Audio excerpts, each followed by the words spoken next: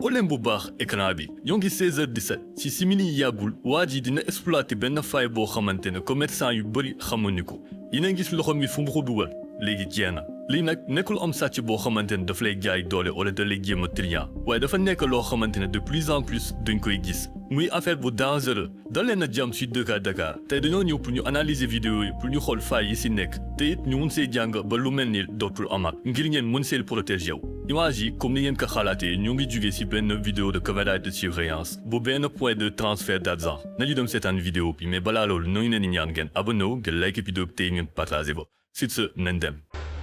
salaamaaleykum mbokk yi maa leen di nuyu di leen ziar bu baax a baax gis nga waa ji ngeen di gis mu dugg si nii sama wéevu tante bi sàcc bu mag international xàmmee leen ko bu baax gis nga moment bu ñuy seetaan match Sénégal bi la profité waale dugg ci wéev bi comme si que da doon xaar sama tante bi génn dafa am fu mu doon xaar sama tante bi génn noonu mu profité waale sàcc xaalis bu bari la tibb dem yoonam. mu ngi noonu xàmmee leen ko bu baax a baax mu ngi noonu Sénégal daal mu ngi noonu dangay toog di liggéey nekk ci sa jàmm duñ la may jàmm lii daal moo Sénégal. comme ni ngeen ko gisee mbir mi nii la demee lii nag première analyse bu ñu mën a def moo di approche bi mooy maanaam waa ji nan la def ba jël xaalis bi ci kees bi li mu utiliser ci psychologie ñoo ngi koy woowee biais de normalité dafay ñëw solu normal comme koo xamante ne client la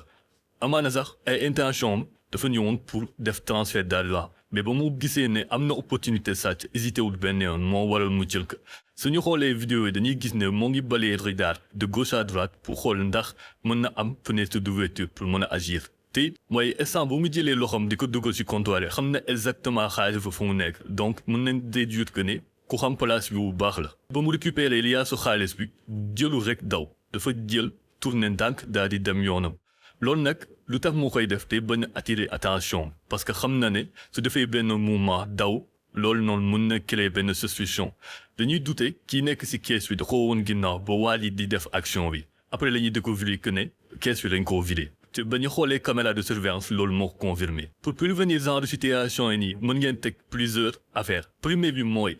di leen éviter di am ay kees accessible